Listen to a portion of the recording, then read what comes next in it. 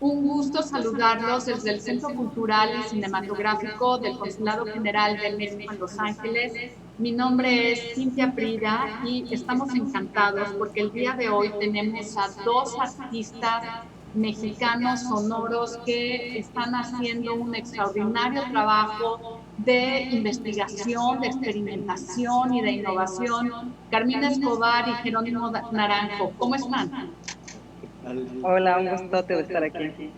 Oigan, pues nosotros nos sentimos muy afortunados de tenerlos principalmente en este momento, en esta coyuntura en donde desde muchos puntos de vista se habla de que vamos a regresar, de que vamos a regresar a la normalidad. No sé si sea cierto que vamos a regresar a la normalidad, pero desde la Dirección Ejecutiva de Cultural de la Cancillería se habla de la reinvención del mundo a partir del arte y la cultura.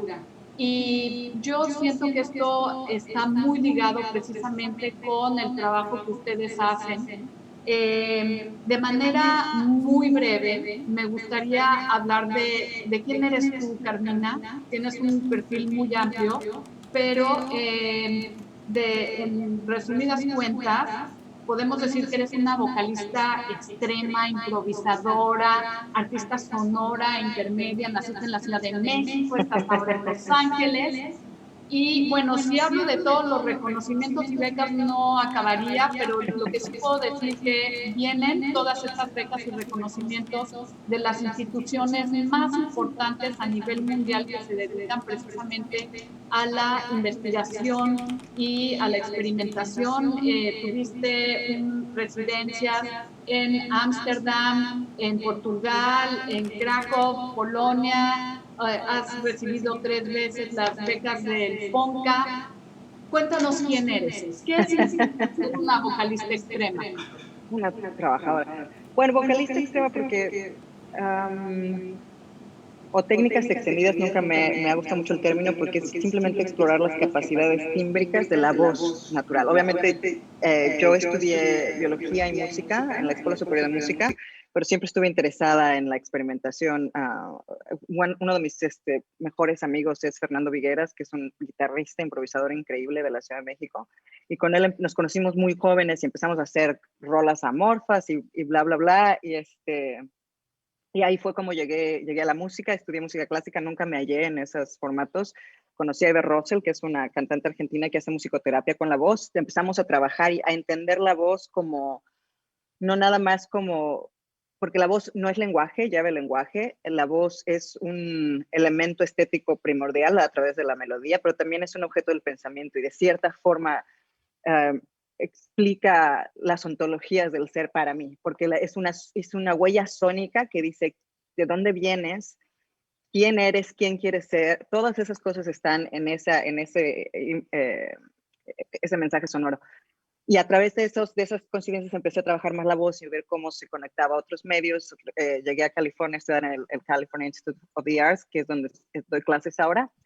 Y me enfoqué más, o sea, siempre estoy trabajando con coreógrafos, teatreros, electrónica, y entonces empezar a pensar la voz no nada más como este elemento de belleza sonora, sino cómo se puede, como un elemento relacional, porque es un sonido que nace, emerge de nosotros, pero rebota acústicamente en el espacio y te hace sentir esas distancias entre el mundo y los otros. Entonces, viendo como ese tipo de relacionalidad que tiene la voz y esas posibilidades, canciones, empecé a indagar en electrónica, en instalación, en arte performativo en sitios específicos, y así. Point. Maravilloso. Y Jerónimo, bueno, Jerónimo, tú estás ahora en la Ciudad de México, eres compositor, inventor de instrumentos, instalador sonoro, improvisador e intérprete. Y iniciaste tu educación en la Facultad de Música de la UNAM a los 9 años. Y bueno, pues posteriormente estudiaste ahí composición con varios profesores extraordinarios en México, Ulises Ramírez, Horacio Uribe, Julio Estrada, y bueno, pues te has presentado, al igual que Carmina, en múltiples foros, no solamente en México, sino internacionales. Estuviste en Chile, en Dinamarca, y pues obviamente en México. Por favor, Jerónimo, cuéntanos cómo es tu trayectoria en la música, cuáles son tus proyectos.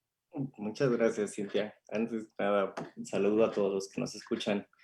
Pues sí, yo empecé a los 9 años, me metieron a la escuela de música y creo que desde ahí me marcaron a que solo me iba a dedicar a eso, aunque un poco mi rebeldía me ha hecho ser un artista multidisciplinario, porque ha sido una necesidad. Después, ya más grande, me metí a la carrera de composición ahí en la Facultad de Música, y también ahí creo que fui un alumno un tanto rebelde, en donde buscaba a todos los maestros y a todos un poco confrontarlos, porque me daba cuenta que entre todos ellos estaban un poco confrontados. Entonces decía, bueno, pues quiero escuchar qué dice este del otro y el otro de este, para yo armarme realmente una idea, porque cuando uno entra a estudiar música, sobre todo composición, es el único momento en donde trabajas para ti mismo.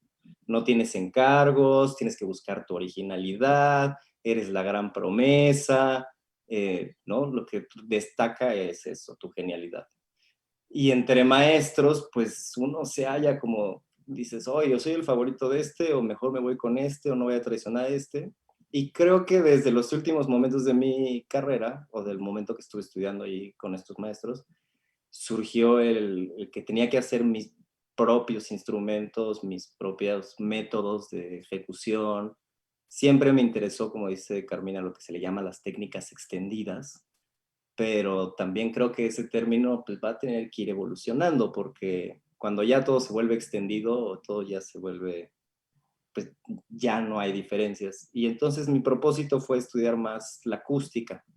Cuando era estudiante me interesó mucho la música electroacústica, electrónica, porque fue como mi destape a la cualidad del sonido más que el tipo de melodías o el tipo de armonía o estas nociones que van como en el paquete de la educación, de la formación musical, sino que me abrió la puerta a decir, a ver, me interesa más la cualidad del sonido.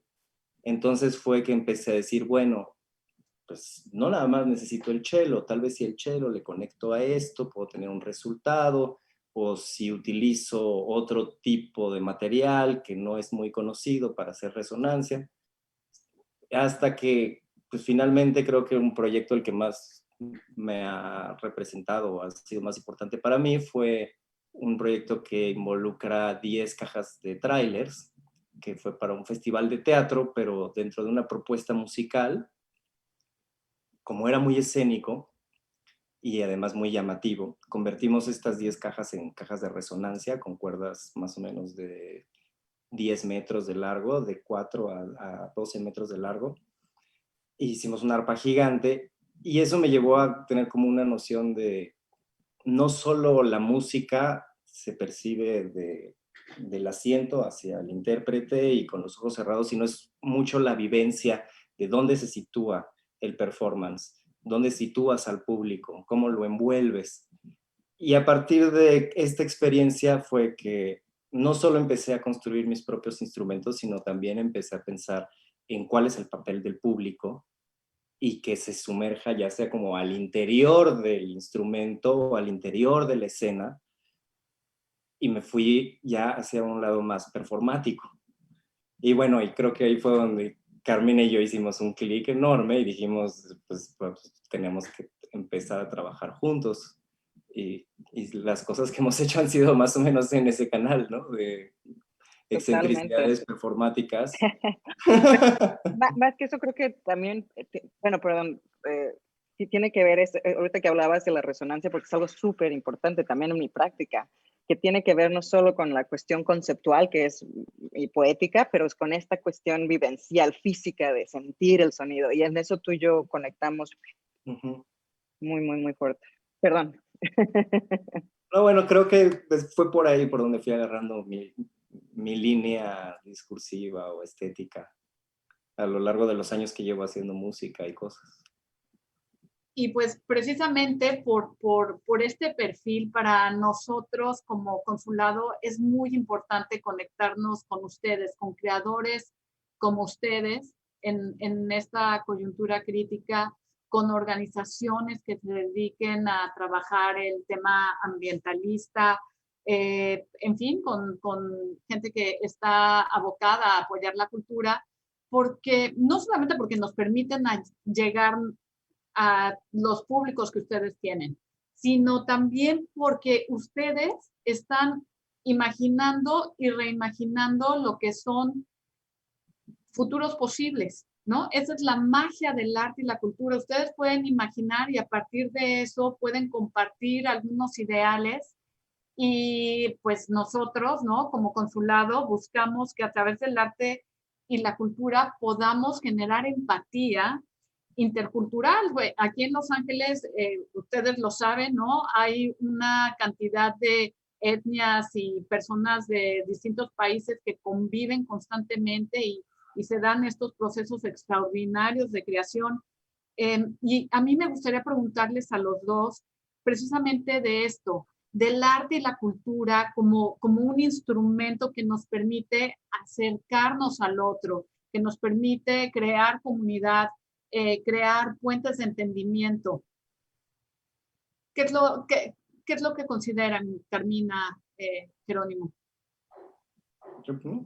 Bueno, justo retomando un poquito mi idea del proyecto este que te contaba de los contenedores, ahí mi propósito máximo fue, como era para un festival y para todo tipo de personas, es llegar la música contemporánea, lo que nosotros conocemos como académico, a la gente común.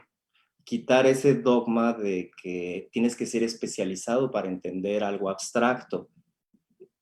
Y creo que a la sociedad le hace mucho bien acercarse en sí a las artes puras, por llamarlo de alguna manera, como un método incluso de desintoxicación y de buscar un lenguaje común. O sea, habrá razas, tipos, creencias, lo que sea, pero las emociones son iguales en todos los seres humanos. Y el arte, esa es una de sus principales cualidades, que toca las fibras sensibles de la gente. Ahora, ¿por qué me refiero un poco a intoxicación? Porque vivimos en un bombardeo de publicidad, estereotipos, cuestiones que te venden y que la gente a veces se siente o acomplejado o tiene que pertenecer parte a algo. Y lo que me han llamado a mí de ser artista es justo tratar de hacer eso a un lado y profundizar en la esencia del ser humano. Y ahí es donde podemos ser empáticos con todos. Y sí me frustraba cuando era mi proceso creativo, más de estudiante, que se me catalogaba como en el mundo académico y la música que solo entienden los músicos. Y dice, bueno, también creo que estoy en contra de eso, o sea, tenemos que ejercitar el lenguaje, los modos de interpretación, como queramos llamarlo, pero para que sean igual transparentes para cualquier persona común, como cuando, bueno, un ejemplo, hace unos años hubo una exposición de Kandinsky aquí en Bellas Artes que fue un fenómeno de la cantidad de gente que iba. Y era muy padre ver a la gente común valorando la estética por sí misma, el lenguaje abstracto y escuchar qué decían después. Entonces era como decir, yo quiero lograr esto con la música contemporánea, ¿no? O sea, como que sea como universal en sí, que se rompan fronteras y que se lograr por ahí alguna divergencia. Sí, que es muy importante y también es un poco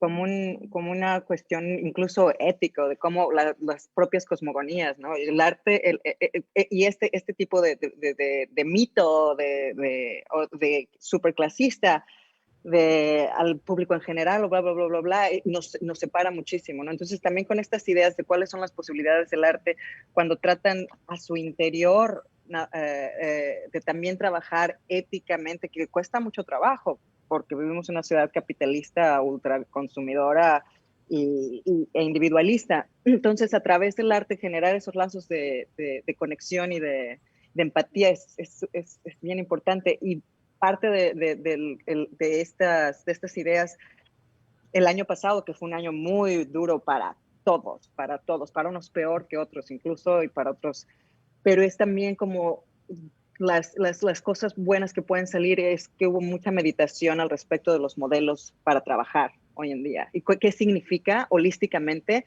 pensar en comunidad, arte, ciencia, como una naturaleza, como un parte del todo, y no, porque ese siento que es el problema de la especialización y de la revolución industrial, es que todo se volvió específico y separado, las entidades separadas. Entonces, entre crear estos ambientes que afectan, y ahí es donde también comparto mucho con Jerónimo, que nosotros vamos mucho a la sensación, y eso va a conducir a procesos de pensamiento que van a activar otras cosas y otros caminos de intersecciones. Pero yo creo que ese es el valor también del arte, y sobre todo viniendo del año pasado, cuando tú ves que son doctores, que trabajan en la tienda y te sientes un poco inútil, es como reevaluar cuál es la importancia de tu práctica en un contexto que nos incluye a todos, ¿no? Entonces, varios de los proyectos pues tienen que ver con esto. Totalmente. Y fíjate que ahorita que estás diciendo eso, creo que es muy pertinente. Quiero leer esto del doctor Márquez, que habla de la diplomacia y de la cultura. Él dice esto muy bello: después de la devastación de la naturaleza, la ausencia de una economía de vida, de una política y una gobernanza para la vida, de la crisis que vino después de la horrenda pandemia, la poesía debe de estar en el centro, en la reinvención del mundo. Y yo creo que esta ciudad de Los Ángeles da muchas oportunidades para eso, precisamente para la experimentación, para la innovación. O sea, sí, yo estaba viendo, y felicidades, Carmina, eres la primera maestra latina en CalArts, en esta escuela, en esta universidad tan importante que fundó en 1961 Walt Disney, a la que él mismo consideró como uno de sus legados más importantes para la innovación y para la creación. Y viendo la historia de CalArts, me di cuenta, bueno, ya había visto que CalArts viene del Instituto Chouinard, que tú debes de conocer. Bueno, pues uno de los principales profesores de ese instituto fue nada más y nada menos que David Alfaro Siqueiros, el gran muralista mexicano que hizo aquí el primer mural. Es decir, los latinos en este país hemos estado, los mexicanos en particular, hemos contribuido de una manera extraordinaria al arte y a la cultura. El maestro Rufino Tamayo creó aquí su taller de mixografía con los Remba, que todavía lo tienen por ahí, y después el arte chicano vino con una propuesta artística avasalladora. En fin, esta es la ciudad de la creación y de la innovación. A mí me gustaría preguntarte, Carmina, ¿cómo te sumas? ¿Cómo participas? ¿Cuáles son tus proyectos en esta corriente, en esta tradición de creadores mexicanos, en esta ciudad tan rica para el avance del arte y de la cultura? Bueno, a mí, porque como me interesa otra vez, mi punto de partida siempre es la voz, no solo como ese elemento poético, sino este elemento físico.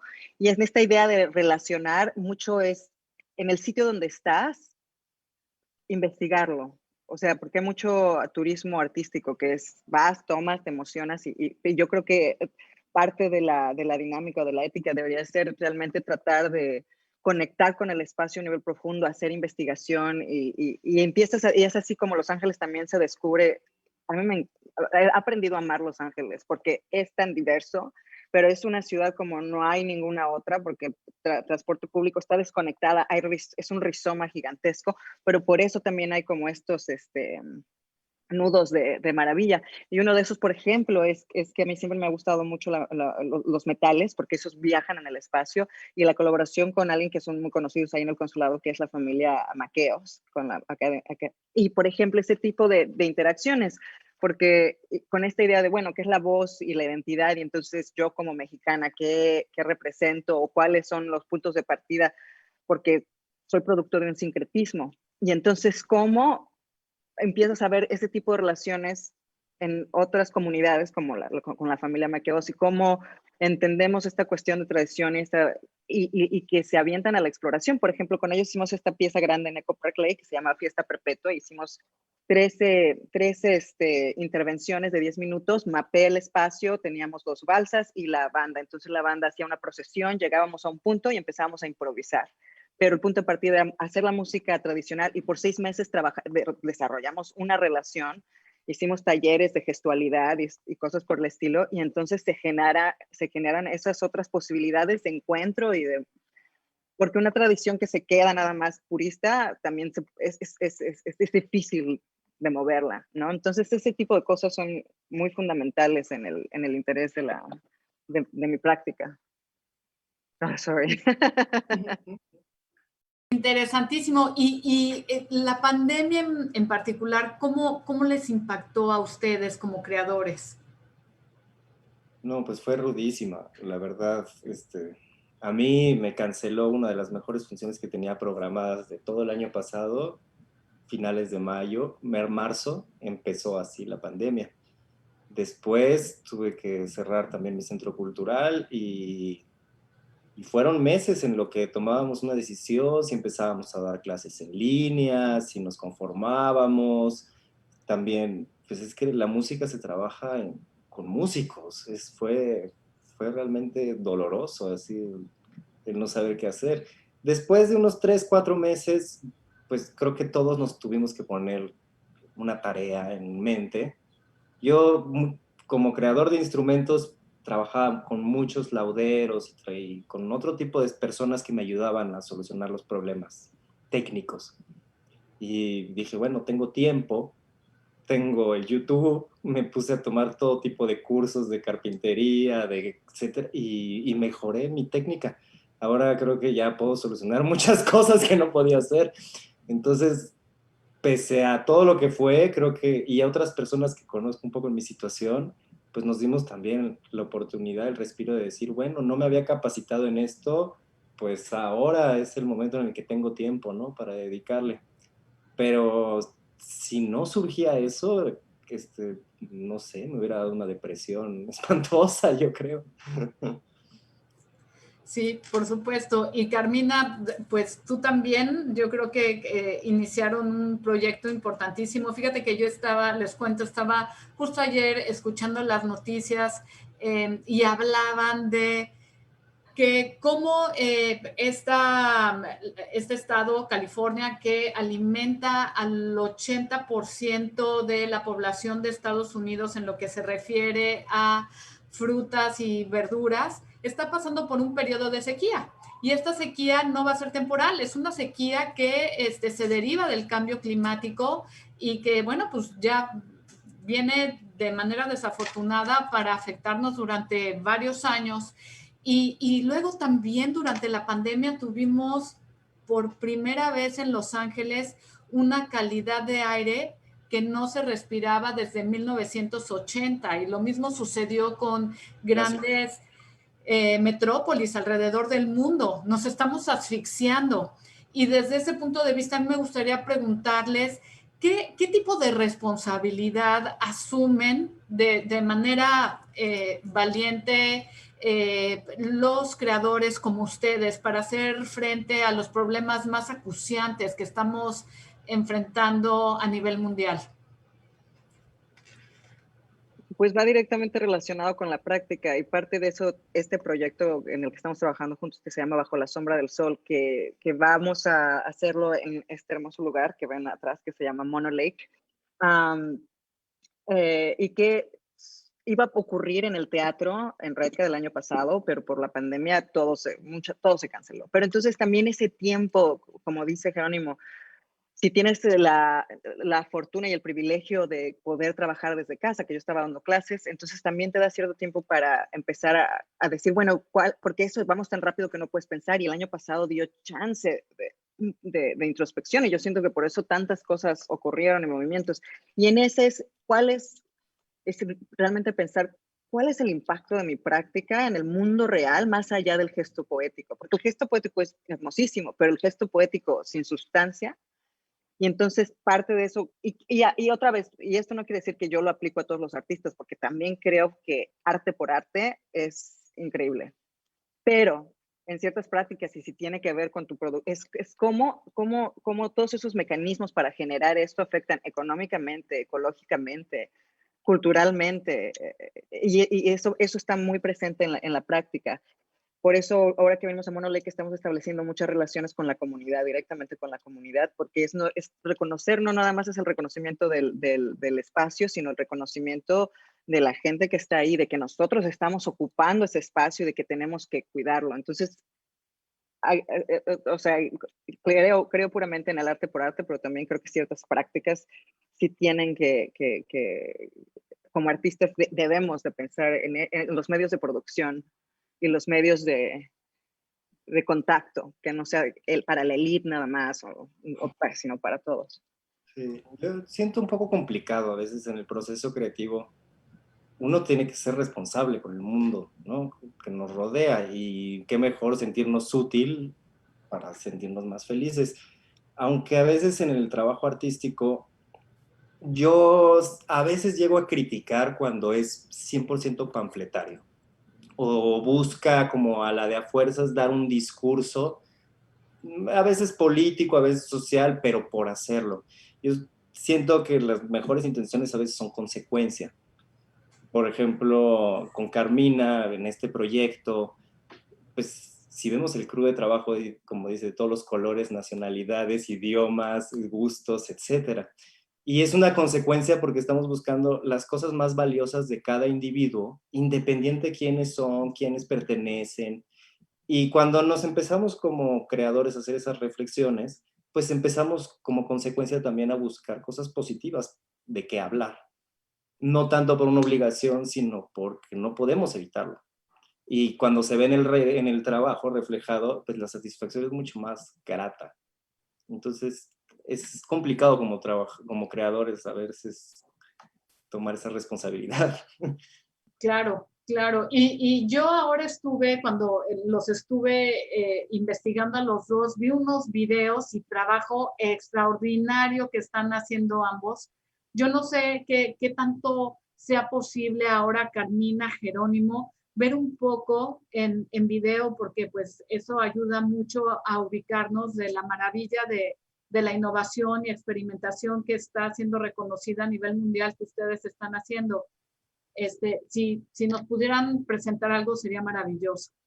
Okay, súper rápido, porque no estaba Carmina, porque no preparada. traigo ahorita preparado. Bueno, esta pieza que se llama Masajes Sonoro, me gusta mucho hablar de esta pieza porque de cierta forma representa mi práctica. Y esta pieza como ocurre es que yo pongo, si ven ahí, ¿por dónde? Pongo mi letrerito en un espacio público con mi alcohol y todo, y pongo masaje sonoro gratis. Y entonces la gente me queda sentada y viene y me empieza a preguntar qué es eso. Entonces hago un contrato verbal en el que les digo, voy a tocarte, ¿está bien? Y dicen, sí, y entonces hago una cajita acústica y empiezo a cantar y a ver cuáles son las resonancias de ese cuerpo con mi voz. Y entonces exploro y cuando llego al pecho, improviso, dependiendo de cuál es la vibración que realmente estoy sintiendo. Y aquí estos son talleres que he dado con eso. Pero como creadores y como instrumentalistas y músicos, o sea, mucho de mi ethos es conmover las pasiones, es muy barroco, a mí porque siento que a través de ahí llega. Y entonces, en esta idea de explorar la voz en sus posibilidades poéticas, conceptuales y físicas, es como, bueno, si siempre estoy pensando en que quiero afectar a mi audiencia, pues esta es la manera más directa, ¿no? Y ese ejercicio lo he hecho en empezó cuando hice una residencia artística con la organización Binaural en Portugal y lo que yo estaba haciendo era grabar mi voz y ver las resonancias, y grabé bajo el agua y cosas por el estilo, y entonces agarraba las frecuencias que estaban conmigo y construía algo. Pero cuando me puse a pensar, bueno, ¿por qué no hago esto con las personas? Y entonces descubrí esas geografías y a la vez, pues también presenta otras preguntas como políticas del cuerpo, porque me dejan hacerlo por cómo me veo, el color, o sea, y es interesante ver los niveles de transgresión que la gente te permite, ¿no? Y esos puntos de conexiones entre extraños. Pero ese trabajo de cierta forma ejemplifica, porque no es solo sonoro, no es solo musical, pero tiene como otra cuestión performativa, interactiva con el público. Y aquí son otras colaboraciones que hice con un amigo cubano, Carlos. Hicimos unas performances en la calle con estos vestuarios que hicimos y vimos otras cosas en donde siempre el generador es la voz, ya sea como sonoro o como pensar qué es esa voz. Cuando hablamos de voz, ¿qué es la voz? ¿Qué es tu voz? Y este es otro tipo en donde hice con unos artesanos, hice una jaula de tamaño humano y en la Fonoteca Nacional escuché una colección e hice unos, la gente se subía y empezaba a activar muchos sonidos y cosas por el estilo. Entonces, parte de mi trabajo como réplica trata de expandir la voz a través de electrónica y a través de performance y cosas por el estilo. Y ya, vas Ay, tú, Ger. bueno, yo no traigo diapositivas, no las preparé, pero un poco hablando de lo que habla Carmina, que yo también me considero no tanto barroco, sino más renacentista, en el sentido de que creo que un artista debe conocer un poco de todo. Y tengo una faceta que me interesan mucho las matemáticas y la física, y eso es lo que me ha dado, pues, para inventar ciertas cosas, por ejemplo, lo de los contenedores, o también hice un instrumento que era no, inspirado en un instrumento japonés que se llama koto, pero también hecho de dimensiones de 13 metros de largo, 5 metros de alto, en donde la afinación y la construcción y todas esas cosas son posibles gracias a que hay un bagaje de donde uno se puede apoyar. Pero ahora haciendo memoria, también creo que de los otros trabajos, justo antes de que hiciera el de los contenedores que platicaba, hice una obra de teatro con 5 ciegos, 5 gentes invidentes y 2 actores normovisuales, en donde la idea era que al principio había escenografía sonora, no había nada en el escenario, pero todo con sonidos íbamos describiendo, el ciego pasaba por el metro, aventaba una moneda, tiraba un volado, había como todo un diálogo entre lo que eran con los actores normales. Uno lo hacía de un músico y el otro lo hacía de un ciego, y tenían un conflicto. Y después, con los ciegos con los que estuvimos trabajando, porque pues, un poco para conocer al personaje, trabajé esto con un amigo que es teatrero y además psicólogo, entonces consiguió que nos pudiéramos meter a un hospital de débiles visuales o gente que específicamente había perdido la vista en vida, a que nos dieran su testimonial. Y del testimonial surgió, les hicimos un taller y después se volvieron parte de la obra de teatro. La obra de teatro con escenografía sonora y los actores y a lo que yo le tenía realmente fe, estaba bien, pero no era la gran maravilla. Pero el fragmento que presentaron después los ciegos, que fue muy vivencial, ellos escribieron las cosas y yo me encargué como de musicalizar sus poemas, fue un éxito. No había función en donde el público no llorara. Así, era increíble. Entonces, pues sí fue un parteaguas de, a ver, ¿qué estoy haciendo? ¿Y para quién lo estoy haciendo? ¿Y por qué tiene más impacto lo que están haciendo estas personas con mi ayuda que lo que yo pensaba que iba a ser una genialidad? Y a partir de ahí fue que dije, no, es que las dos cosas tienen que ir de la mano, ¿no? El cómo está hecho, el perfeccionismo, que la iluminación, que todo este tipo de detalles, pero la esencia es la que le da sentido a las cosas. Entonces, si no hay esencia, pues ¿para qué escenografía sonora y todo esto, ¿no? De ahí fue un poco mi punto de partida por empezar también a relacionar estos dos mundos. ¿Y qué estás haciendo ahora en este extraordinario lugar que gente del servicio exterior apreciada como el embajador Daniel Dulcin describen como un gran remanso de gozo? ¿Qué haces en Bucareli 69? ¿De qué Bueno, se trata? Bucareli 69 está ubicado en el centro de la ciudad y es una construcción de finales del siglo XIX. Entonces tiene un atractivo ya, porque no está en 100% remodelado, entonces está como en el punto intermedio, ¿no? Entre ser de antaño y dedicarse a cosas excéntricas. Yo en este lugar vivo desde hace muchos años y antes éramos una comunidad como de 9 artistas y hacíamos ensayos abiertos y dábamos nuestras propias clases y un día dijimos, bueno, ¿y por qué no lo hacemos público? ¿No? Y para conservar también el sitio, pues dijimos, bueno, vamos a empezar a hacer conciertos abiertos, y se volvió pues ya una necesidad en donde, un poco como te comentaba, muchos grupos extranjeros que venían al Cervantino o a foros de la UNAM y no tenían contacto con otros improvisadores, con otros músicos, con otros colegas, pues se empezó a volver un punto de reunión. Entonces eso nos incitó a también hacer exposiciones, y de ahí tuve que partir a ver a qué me dedico y definir el lugar. Entonces mi estrategia fue decir, bueno, un poco como lo mencionaba antes, ¿no? Está el riesgo de esta intoxicación del mundo exterior y de la cuestión comercial contra la cuestión que nosotros consideramos pues, histórica, académica, pura. Entonces marqué como dos ejes: el eje tradicional de cualquier parte del mundo y el eje vanguardia. El tradicional, incluso yo a la tradición europea, pues lo veo como la música clásica, la música de la Edad Media, pero ha sido un fenómeno. Por ejemplo, tengo unos amigos que tocan música de Indonesia y tienen el instrumento. Me dijeron, ¿podemos hacer algo? Y yo dije, sí, perfecto. Y también conocen a alguien que haga comida, y también conocen a alguien que haga danza, y bueno, Festival de Indonesia, y la embajada, y todo el mundo, ay, están haciendo un festival maravilloso. Y dijimos lo mismo con Japón.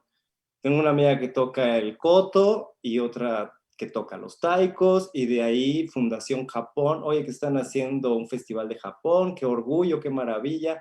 Ahí les va el apoyo ¿no? Tuvimos apoyo de toda la comunidad japonesa y dijimos, bueno, parece que hay una necesidad por hacerlo y nadie toma la iniciativa.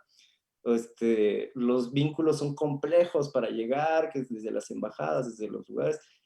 Y esto se volvió un fenómeno independiente en donde empezaron a surgir cosas. Cuando empezó la pandemia hicimos el corte de caja y en 6 años hicimos 450 eventos.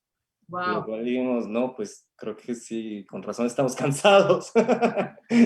Pero ha sido muy padre, y ahora mi objetivo es enfocarlo más también a la educación y también tratar de hacerlo como una academia y que haya formación de diferentes disciplinas, aunque sea en pequeño, pero que haya esta comunidad entre que los que se dedican a la danza conozcan lo que hacen los de la música y que conozcan lo que hacen los del teatro.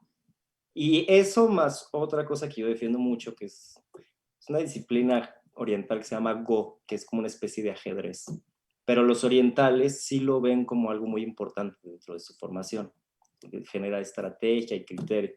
Entonces, el futuro de Bucareli 69 es seguir fomentando las tradiciones, el arte de vanguardia, la educación y el Go como arte marcial. Muchas felicidades, es una joya para el arte en México, para la música en México, y pronto vas a estar aquí, Jerónimo. Sí. Es una gran sorpresa. Carmina, cuéntenos de qué se trata este gran proyecto que van a hacer con Red Cat en Mono Lake. Red Cat, nada más para ubicarnos, es este teatro que se encuentra en el centro de Los Ángeles, en Walt Disney Hall. Pero no empieza ahí, empieza precisamente en la comunidad de Mono Lake. Extraordinariamente creativo. ¿De qué se trata? Bajo la sombra del sol es parte de una trilogía que empezamos con Pura Entraña, con El piano suspendido, y yo quedé tan fascinada de la conexión y cómo podemos trabajar que dije, esto tiene que generar diferentes proyectos. Y estábamos programados para hacer esta pieza Bajo la sombra del sol que trata sobre la creación de nuevos mitos, porque los mitos nos ayudan a entender nuestra relación con la naturaleza y con nosotros mismos. Y lo que hay un poco ahora es como esa ausencia del mito, ¿no? Entonces, tratar de... Y era en esa idea, pero bajo un contexto de teatro cerrado. Entonces, cuando se viene la pandemia, empiezas a pensar en los diferentes modelos y también de por qué la pandemia ocurrió, que de cierta forma es una consecuencia de nuestra relación con los animales, con el medio ambiente, o sea, no estamos. Y entonces, parte de la pieza explora eso. Ahora, Mono Lake yo lo conocí hace un par de años con Nina Weissman, que me llevó para hacer un proyecto con ella, y yo quedé fascinada. Mono Lake está a 5 horas y media de la ciudad de Los Ángeles, está hacia el este de la Sierra Nevada, a 30 minutos de Mammoth Lake, pero esa zona geológicamente es una zona muy activa y el lago en sí llega, sí es impresionante porque es muy rudo, pareciera árido, pero está lleno de vida, tiene estas estructuras de calcio que se llaman tufa y parece que estás en la luna. Entonces se siente, se siente algo sagrado ahí, se siente algo un lugar de inicios. Y parte de eso no solo queda en lo poético, sino que la constitución del agua es hay 4 sitios similares en el mundo y este es uno. El agua es sumamente salada y solo vive un tipo de camarón, del que se alimentan aves migratorias que cada año de junio a principios de septiembre van y anidan ahí. Entonces es un centro ecológico valiosísimo. En los 40 en Los Ángeles, cuando empieza todo esto de la recaudación del agua, empiezan a los ríos que alimentan este lago, los mandan hacia Los Ángeles y entonces el agua empieza a bajar y nace el Mono Lake Committee, que es lo que hicieron en los 70s, 90s, fue hacer mucha política para que se protegiera este lago. Entonces consiguieron que hubiera un límite de lo que se puede sacar. Entonces, esencialmente es un lugar contendido, es un lugar hermoso, lleno de poesía visual y empezamos a hacer esto durante la pandemia, que estamos pensando tanto en los espacios abiertos, espacios cerrados. Vamos a llevarlo a este sitio y tratar de salir del control de la caja negra, porque en un teatro cerrado, pues tú controlas todo, y en la naturaleza o comulgas y aceptas y tienes esa capacidad de improvisar y le tienes absoluto respeto o no haces nada, ¿no? Entonces también es como tratar de cuestionar un poquito los modelos que estamos llevando, que se vuelven increíblemente especializados y nos separan de todo y de la realidad misma. Y parte de este proyecto Bajo la Sombra del Sol es eso, es como examinar esta sombra colectiva que nosotros tenemos, en donde están todas estas relaciones nocivas que tenemos entre nosotros y entre el ambiente. Y ahí Jerónimo puede hablar ahorita más de los instrumentos, él está creando instrumentos de piel y cuerdas y tambores. Y está Tania Orellana, que es salvadoreña, increíble escenógrafa. Está Wessam Nazar, que es egipcio-americano, que va a hacer el film, porque esta pieza tiene 2 niveles. Primero es la de ir allá, filmar, hacer una presentación para la comunidad el día 10 de septiembre a las 7 p.m. en la Tufa del Sur. Y después esto es editarlo y en noviembre 18 y 19 se presenta en Red Cat en una instalación con múltiples pantallas en donde van a estar cada uno de los capítulos de la pieza, van a estar interconectados por performance en vivo y en directo, o sea, tratando de buscar mecanismos más holísticos y teniendo no solo la posibilidad de verlo en línea, sino híbrido o que tiene diferentes niveles. Entonces, eso es lo que va a ocurrir en septiembre y noviembre en cooperación con Red Cat, con Mono Lake Committee y con la comunidad de Levining. Con muchos artistas, muchos nombres, pero tú puedes hablar de tus instrumentos. Estaba viendo aquí el perfil de las personas que tienes de primer nivel. Tienes a personas que están en la mesa directiva de la fundación, de fundaciones de primera, la de Andy Warhol, por ejemplo. Y creo que vamos a tener la fortuna también de presentarlo en el Centro Cultural y Cinematográfico en diciembre. En diciembre, la versión fílmica nada más. Maravilloso. Perdón. Va a ser un gusto. Sí, Jerónimo, qué instrumentos estás? Son instrumentos de gran formato los que tú haces, ¿verdad? Pues normalmente sí son de gran formato. Ahora, el gran reto, como lo describe Carmina, es uno, ser armónico con el lugar, que pues es un buen reto, ¿no? O sea, no se puede construir cualquier cosa, porque además es un lugar muy protegido y debe haber bastante cuidado en la forma en la que hagamos. Y el otro reto es la diversidad de artistas, porque son 3 cantantes, hay bailarines, hay cuerdistas, y hay un percusionista que yo admiro mucho, Milo Tamés. Entonces, un poco lo que yo estoy buscando es que todos tengan una participación con el instrumento. Desde los bailarines, que tiene que haber algunos tipos de instrumentos que corporalmente sea interesante el movimiento y que ellos pues, se encuentren como un gusto por querer hacer música con esto. Para los cantantes estoy inventando una especie de pues especie de megáfonos, pero no exactamente un megáfono, sino es más como un micrófono acústico. Ellos cantan a través de un tipo de guaje con cuero de piel y los conecto por medio de resortes a otro tipo de tambores más grandes. Que el reto aquí es hacer unos tambores pues más o menos de 1,70 de diámetro para que representen pues al sol principalmente y nuestro contacto con él. Y a veces el tambor va a estar acá abajo, a veces va a estar así, a veces lo estoy pensando que se ponga arriba. Entonces todo esto es un reto nuevo para mí, que es más generar dispositivos que generen una unidad entre ellos y que sea acorde con el ambiente y para todos los participantes. Entonces es un gran reto. Y con esta cuestión del ritual, pues a mí sí me gustan mucho los elementos más prehistóricos, ¿no? Los tambores van a ser hechos de cuero, las cuerdas, muchas van a ser hechas de tripa y, y resaltar estos elementos naturales, las piedras, el agua, como cosas que existen ya en el sitio, ¿no? Y ahora que Jerónimo viene, pues vamos a hacer mucho scouting de materiales que son específicamente de allí, pero todo esto trabajando con la comunidad. O sea, para preguntar y tener todos estos recursos, y que implementarlos con enriquezcan. estos. Ajá. Que me encanta este respeto que tienen por la comunidad local y por la naturaleza. Ustedes no van a ver cómo pueden utilizar o sí, emplear los elementos que están ahí de la naturaleza para realizar esto, ¿no? Sino ustedes se van a adaptar a lo que ya existe. Ustedes no van a decir, puedo tomar esto y esto lo voy a modificar y este árbol y ustedes no van a tocar nada. O sea, yo creo que esa es una gran humildad y esa es una gran lección que debemos de aprender. Nosotros, no porque podemos hacerlo, debemos hacerlo. No porque podemos tirar un árbol o desperdiciar el agua.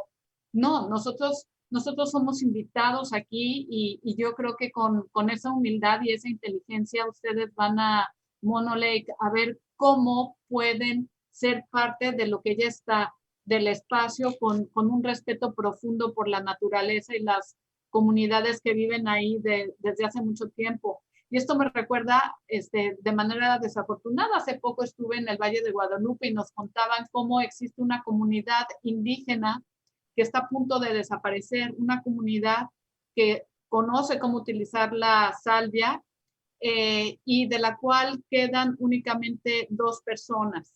Me parece que murió recientemente una, entonces existe un ser humano que no tiene con quién comunicarse porque nadie más habla su lengua, ya se vació toda en un diccionario, pero con él se va y se perderán grandes conocimientos ancestrales, ¿no? Del uso de estas plantas y del uso racional, porque además con la desaparición de este grupo, también lo que está sucediendo es que va a desaparecer una especie que es la salvia, que tiene grandes propiedades curativas, lo cual es muy duro, así que los felicito por esto.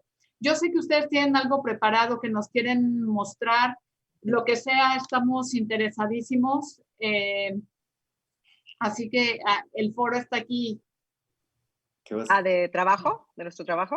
Nos vas a mostrar algo de lo que está haciendo Boswich. Oh, Boswich. Boswich. Hey guys. Oh. Okay. So, estos son mis brujites. Hola, brujitas. Madison High. Déjame quito nosotros somos Boswich. Parte de lo que ocurrió el año pasado es parte de pensar estos modelos. Entonces, estos 2 individuos son increíbles artistas sonoros, productores, activistas. Es el mejor equipo que he tenido en toda mi existencia y les adoro. Y nosotros conformamos este año Boswich. De hecho, mañana tenemos nuestro primer launch in fundraise, que va a estar súper divertido en Zoom. Todavía hay boletos. Déjame pongo en el chat la página. Y que finalmente esta organización lo que queremos hacer, digo, este año empezamos con Bajo la Sombra del Sol, con una trilogía en vinil que estoy haciendo con el performancero y artista maravilloso Ron Athey. Y estamos haciendo nuestra primera comisión con artistas de Israel, que es Mayan y Danny Williamson. Y que son increíbles artistas que hacen trabajo con plantas, entonces queda perfectísimo. Y mañana en el evento que voy a poner, ya lo puse en el chat, entrada general $25, entrada VIP, tienen un maravilloso paddle. Vamos a tener invitados, Asher Hartman, que es un increíble director de teatro, vamos a tener performance pregrabados como Jerónimo, van a ver un pedacito de las maravillas que hace en su estudio con Milo Tamés, increíble percusionista mexicano, y José Pablo Jiménez, increíble cuerdista y cantante. Vamos a enseñar a hacer un cóctel de brujas. Vamos a tener una acción con el artista de performance Elliot Reed, maravilloso. En fin, va a ser una pachanga. Entonces, sí, ya, los invitamos. Y I don't know, guys, do you want to say anything? Hola. Entonces, Passwitch Productions, con ellas, parte del ethos es como llevar más allá, bajo la sombra del sol, hacia con otros artistas y generar más apoyo a la comunidad. Pues encantadísima de conocerlas. All the luck. Great to see you. Good job. Maravilloso. Fíjate que estás haciendo, Carmina, qué importante este acercamiento, este puente de entendimiento, ¿no? Entre nuestras manifestaciones culturales, entre tus innovaciones y la comunidad artística y cultural en Los Ángeles. Y eso tiene un valor enorme, porque en la medida en la que nosotros podamos utilizar el arte y la cultura para crear empatía entre la comunidad, vamos a avanzar los intereses de las comunidades, no solamente mexicanas y latinas, sino vamos a avanzar a toda la comunidad estadounidense. Esto tiene un gran valor, el entendimiento intercultural, y los felicitamos sinceramente. No sé si hay algo más que nos quieran comentar, que nos quieran anunciar. ¿Qué más? No, pues agradecimiento principal. Sí, gracias. Que todo esto se realice. Y los esperamos en Redcat y en Mono Lake si quieren asistir. Va a ser es un lugar especial, es un lugar profundo. Vale la pena conocerlo. Allí estaremos ahora, si nos permiten, en parte del proceso creativo, que me parece interesantísimo. Y por supuesto, cuando sea su premier y después en Redcat y aquí en el Consulado General de México. No, pues va a ser maravilloso. Empezamos, Elka. Sí, estamos, aparte de que apreciamos mucho al consulado. Nosotros nos sentimos muy afortunados, les deseamos toda la suerte en este fundraiser que están a punto de iniciar, vale mucho la pena, y vamos a seguirlos muy de cerca en todos sus éxitos. ¿Cómo podemos, ya nos pusiste aquí en el chat, cómo podemos ubicarlos? Si nos quieres decir nada más la página electrónica o la manera más sencilla de darles seguimiento. Para Boswitch en particular es boswitchproductions.org. .org y voy a poner mi Instagram y tengo una página que es carminaescobar.monster, la voy a poner en el chat. Sí, yo estoy muy sencillo también, como Jerónimo.naranjo en Instagram y en YouTube como Jerónimo García Naranjo también.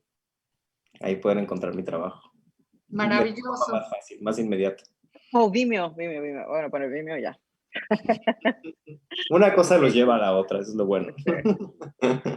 Pues les agradezco infinitamente el tiempo. Sé que los dos están ocupadísimos preparando su fundraiser, preparando este nuevo espectáculo, y vamos a seguirles la pista muy de cerca. Todo el éxito.